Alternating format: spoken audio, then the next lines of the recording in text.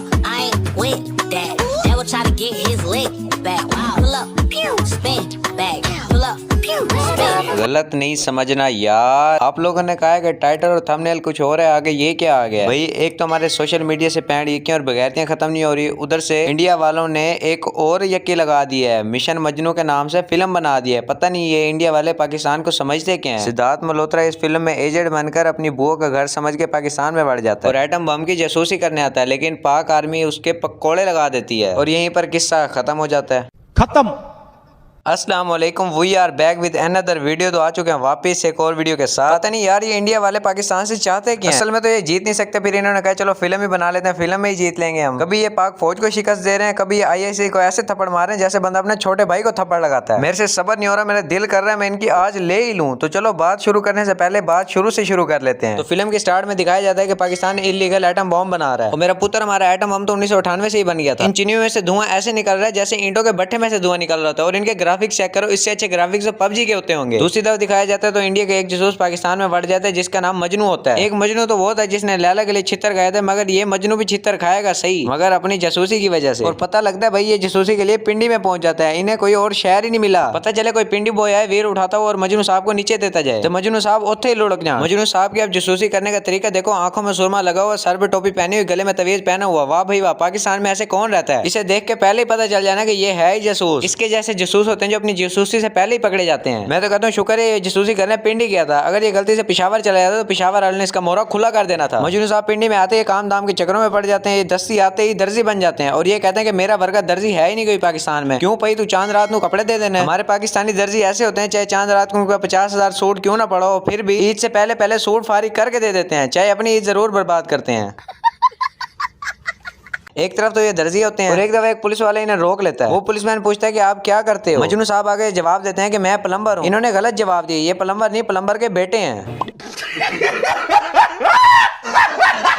मजनू साहब का काम यह था कि उसने इंडिया को इन्फॉर्मेशन पहुंचानी थी कि पाकिस्तान का एटम बम बन कहां पर रहा है। मजनू साहब तो जासूसी करने आए थे, मगर ये किसी और ही कामों में पड़ जाते हैं। इन्हें हो जाता है एक लड़की से प्यार। ये लड़की पाकिस्तानी होती है और इसका नाम नसरीन होता है। इसकी शक्ल देख के तो मुझे तो नहीं लग रहा ये पाकिस्तानी है, क्योंकि पाकिस्तानी लड़कियों के गिट्टे गोटे इसके मुंह से ज्यादा सफेद होते हैं। इंडिया वालों पाकिस्तान में फिल्म तो बना ली, लेकिन एक्टर तो हमारे लेवल की रख लेते हैं। एक्ट्रेसेस इनकी अफ्रीका और श्रीलंकन होती है और ये फिल्म पाकिस्तान पर बना रहे हैं। वाह भाई वाह, क्या बात है। मजनू साहब की बात शादी तक पहुंच जाती है और इनकी शादी हो भी जाती है, मगर जो इंडियन ऑफिसर्स ने इसे भेजा था वो कहते हैं अस्सी केड़े कमे भेजे, केड़े कमन पे गया। मजनू साहब तो भूल ही जाते हैं कि मैं किस काम को आया था और मैं किस काम में पड़ गया। मजनू साहब दर्जियों का काम करते हुए ब्रिगेडियर के घर उसका बटन लगाने जाता है और ब्रिगेडियर साहब से ये पूछता है कि पाकिस्तान का एटम बम बन कहां रहा है। ब्रिगेडियर साहब भी बातों बातों में बता देते हैं कि पाकिस्तान का एटम बम फलानी जगह में बन रहा है। वहां ब्रिगेडियर साहब ने पीती कोई नहीं सी हुई। एटम बम लॉन्च होने के दिन करीब आ जाते हैं और ब्रिगेडियर और वो इंसान जिसने एटम बम बनाया था वो दोनों मिलकर थोड़ा सा फन कर रहे होते हैं। एटम बम लॉन्च होने के दिन करीब आ जाते हैं और मजनू साहब को एग्जैक्ट लोकेशन नहीं पता होती कि एटम बम कहां पर लॉन्च होना है। मजनू साहब पिंडी की गलियों और सड़कों पे कुत्तों की तरह रुल रहे होते हैं, कभी सड़कों पे तो कभी इन्हें लाइब्रेरी में दिखाया जाता है। मजनू साहब को इसी दौरान मिल जाता है एक ढाबा, जहाँ से उसे उस बंदे का पता चल जाता है जिसने एटम बॉम्ब बनाया होता है। नहीं यार, जासूसी तो ना खुली रुली बकचोदी हो, जैसे CID वाले नेल कटर के अंदर एक नाखून देखकर पूरा मुजरिम तलाश कर लेते थे, यहाँ पर भी वही यक्की हुई है। जो बंदा एटम बॉम्ब बनाता है उसके घर में बड़ी हैवी किस्म की सिक्योरिटी होती है, लेकिन मजनू साहब को रोक कौन सकते हैं? इंडिया से जासूस है, इंडिया से। जिस शख्स ने एटम बॉम्ब बनाया होता है उसके घर के बाहर इतनी हैवी सिक्योरिटी होती है, लेकिन मजनू साहब कहीं पर जालियां काटते हुए नजर आ रहे होते हैं, कहीं पर दीवारें फलांगते हुए नजर आ रहे होते हैं और कहीं पर दरवाजे खोलते हुए नजर आ रहे होते हैं। मजनू साहब पूरे घर का चक्कर लगा के आ जाते हैं, लेकिन इन्हें कोई देखता ही नहीं है। मजनू साहब इधर बुड़बू का जोर लगा के एटम बम को ढूंढने की कोशिश कर रहे होते हैं और उधर से इंडियन ऑफिसर्स को पता चलता है कि मजनू ने वहां पर शादी कर ली है और मजनू प्रेग्नेंट भी है। और मजनू नहीं, सॉरी, उसकी बीवी प्रेग्नेंट भी है। इंडियन ऑफिसर्स कहते हैं कि इस मिशन को यहीं पर खत्म किया जाए और वो एक बंदे के जिम्मे लगाते हैं कि वो मजनू को पाकिस्तान में मार दे। वो बंदा पत्नी अंधा था, काना था, वो मजनू को मारने के बजाय मजनू की बीवी के अब्बे को मार के चला जाता है। खत्म। Bye bye, tata, goodbye, गया।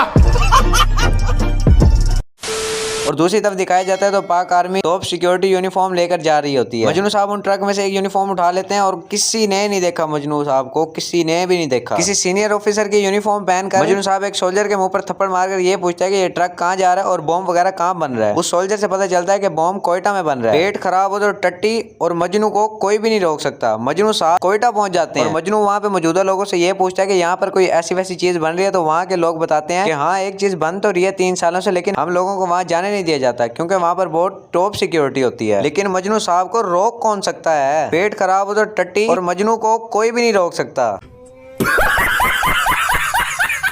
मजनू साहब उस जगह पर पहुंच जाते हैं जहाँ पर एटम बम बन रहा होता है और अपनी मुंडी को निकाल कर देख लेते हैं कि एटम बम किस जगह में बन रहा है। मतलब कि यार टॉप सीक्रेट जगह ना हो गई, हमसायों का घर ही हो गया, कोई भी झांक के देख सकता है। इतने मजे से चक्कर लगाया और किसी को पता ही नहीं चला। कोई बात नहीं, हम तो मजनू साहब ने यह कंफर्म करवाने के लिए रेडिएशन टेस्ट इंडिया भेजने होते हैं कि एटम बम वाकई वहाँ पे बन रहा है, लेकिन पाकिस्तान से इंडिया जाने के लिए पासपोर्ट और वीजा की जरूरत होती है, जो कि मजनू साहब के बिल्कुल भी नहीं थे। भाई जी मैं आप लोगों को पहले भी बता चुका हूँ, दोबारा बता रहा हूँ, पेट खराब तो टट्टी और मजनू साहब को कोई भी नहीं रोक सकता। मजनू साहब पहुंच जाते हैं टॉयलेट और उन्हें वहाँ पर एक बंदा मिल जाता है। वो उसके मुंह को सुन मार के उसका पासपोर्ट खींच लेते हैं और वहाँ से रेलवे स्टेशन की तरफ रवाना हो जाते हैं। और मजनू साहब ड्रामा करते हुए ट्रेन पे चढ़ जाते हैं और पाक आर्मी को यह पता चल जाता है कि ट्रेन के अंदर एक मशकूक आदमी है। तभी मुल्क के मुहाफिज तमाम लोगों को अलर्ट कर देते हैं कि यहाँ पर एक मशकूक आदमी है और मजनू साहब वहाँ पर हत्थे चढ़ भी जाते हैं। लेकिन भाई साहब फिर भी वही बात है, पहले नंबर पर टट्टी और मजनू साहब को कोई भी नहीं रोक सकता। पाकिस्तानी फौजियों ने मजनू के ऊपर कहीं 600 गोलियां चलाई हैं, लेकिन मजनू को एक गोली लगती है सिर्फ और सिर्फ, वो भी बाजू पे। मगर मजनू जितने भी फायर करता है, चाहे हवा में करता है, चाहे इधर करता है, चाहे उधर करता है, लगता है हमारे फौजी को ही है। नहीं भाई, कोई हमारी गन से आगे से मुड़ी हुई है।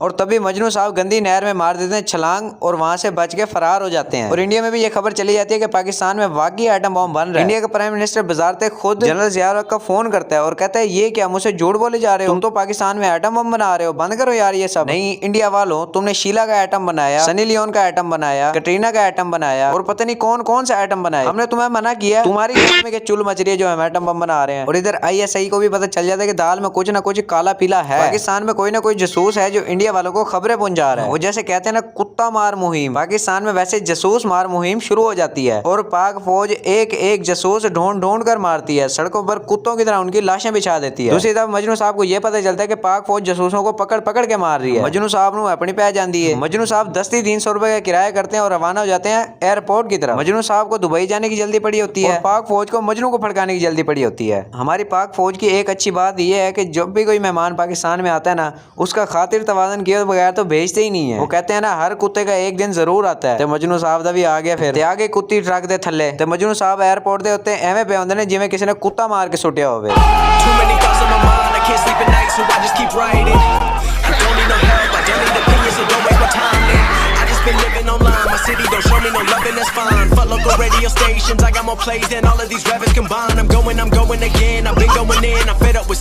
यही नहीं, अभी और सुनिए। तो ये था आज का रिव्यू। अगर वीडियो जरा सी पसंद है तो वीडियो को लाइक कर देना, चैनल को सब्सक्राइब कर देना। यार अगर इस वीडियो पे 10,000 व्यूज आ जाते हैं, जो मुझे पता है कभी भी नहीं आने, तो फिर मैं बनाऊंगा पठान मूवी के ऊपर रिव्यू, वो भी कुछ इस टाइप ही है। चलो मिलते हैं नेक्स्ट फिल्म में मिलते हैं नेक्स्ट वीडियो में। अल्लाह हाफिज़।